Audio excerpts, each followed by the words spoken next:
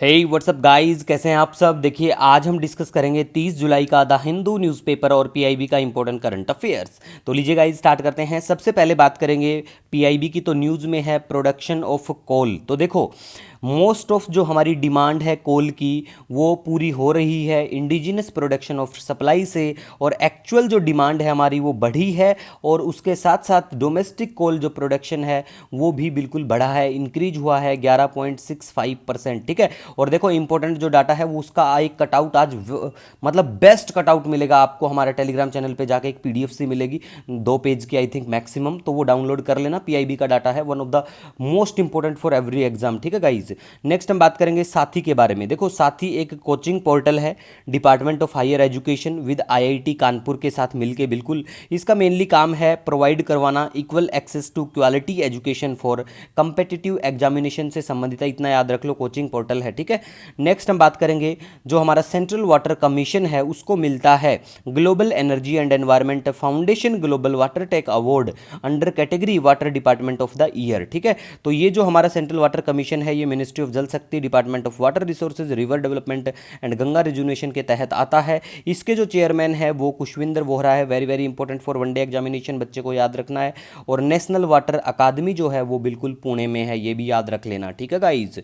Next हम बात करेंगे अब अनएम्प्लॉयमेंट रेट जो है वो डिक्रीजिंग इन ट्रेंड है लास्ट 6 साल, इतना याद रख लेना। कितना कितना है डाटा नहीं याद कर पाओगे, ये भी बहुत इंपॉर्टेंट है अगर इतना याद रख लोगे तो भी। वैसे डाटा मैं टेलीग्राम पे शेयर कर दूंगा जहां पे आपको हमारा मंथली पीडीएफ 7 पेज का इंग्लिश माध्यम में और 11 पेज का हिंदी माध्यम में अवेलेबल होता है। ठीक है गाइज। वो फ्री ऑफ कॉस्ट मिलेगा आपको टेलीग्राम पे, डेली द हिंदू नोट्स करके सर्च कर लेना टेलीग्राम पे। ठीक है।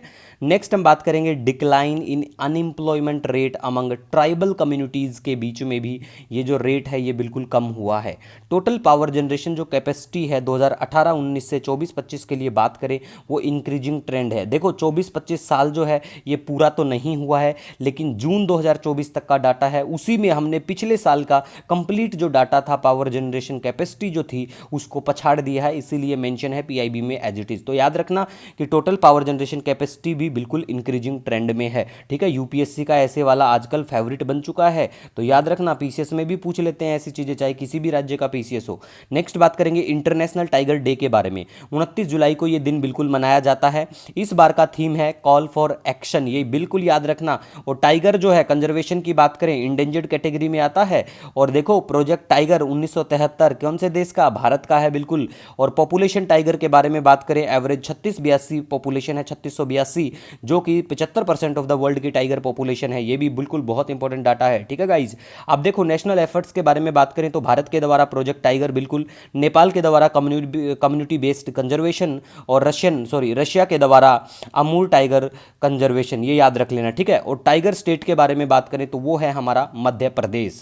नेक्स्ट बात करेंगे गाइज, देखो MQ-9B अनमैन्ड एरियल यूएवी जो है ना, ये डील किसके साथ में भारत ने की, यूएस के साथ में, इतना याद रखना। पहले वैसे डिस्कस हो चुका है ये 1000 बार। मेघधातु प्रोजेक्ट के बारे में बात करें कर्नाटक के कावेरी रिवर पे बिल्कुल है, और ये एक तरह से प्रोजेक्ट में काफी दिक्कतें चल रही हैं। तो कौन से राज्य के साथ में है, कर्नाटक और तमिलनाडु के बीच में दिक्कतें हो रही हैं इससे। ठीक है।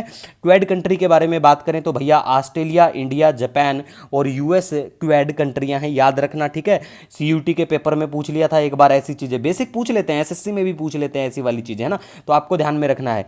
डिफेंस एक्विजिशन काउंसिल, इसको सेटअप किया जाता है 2001 में, और इसके चेयरपर्सन होते हैं हमारे डिफेंस मिनिस्टर। ठीक है गाइज। आईएलओ के बारे में बात करें जो हमारा इंटरनेशनल लेबर ऑर्गेनाइजेशन है, ये एक यूनाइटेड नेशन की एजेंसी है, हेडक्वार्टर जेनेवा स्विट्जरलैंड में है, और इसको क्रिएट किया जाता है 1919 में, याद रख लेना गाइज। नेक्स्ट हम बात करेंगे एनसीएईआर ने कहा फाइनेंशियल ईयर 25 के लिए जीडीपी ग्रोथ जो है वो 7 से 7.5% रहेगा। एनसीईआर जो है national council for applied economic research, पता होना चाहिए। जो रेमिटेंसेज हैं वो टच कर लेंगे $160 बिलियन इन 2029, ये कहना है आरबीआई की एक रिपोर्ट का।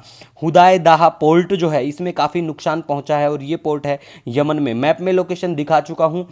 पूरा जुलाई का मंथ हो जाएगा तो एक पीडीएफ स्पेशली मैप का भी आपको अटैच कर दिया जाएगा, टेंशन मत लो। अब आपको मैप दिखाएंगे ईरान का। देखो भैया, ईरान के बारे में बात करें तो ये ईरान है, बिल्कुल हजार बार, बहुत बार ईरान डिस्कशन में ऑलमोस्ट रहता है। कमेंट सेक्शन में बताओ ईरान को कौन कौन से देशों की बाउंड्री टच करती है। ऊपर आपको कैस्पियन सी दिखाई देगा, नीचे दिखाई देगा पर्शियन गल्फ। इसी के साथ कोई भी सजेशन सुझाव है हम आपका स्वागत करते हैं। आप हमसे अगर जुड़ना चाहें तो आप हमसे इंस्टाग्राम पे भी जुड़ सकते हैं, the Hindu PIB notes 1 search करके। ठीक है गाइज, मिलेंगे नए दिन के साथ, तब तक के लिए जय हिंद।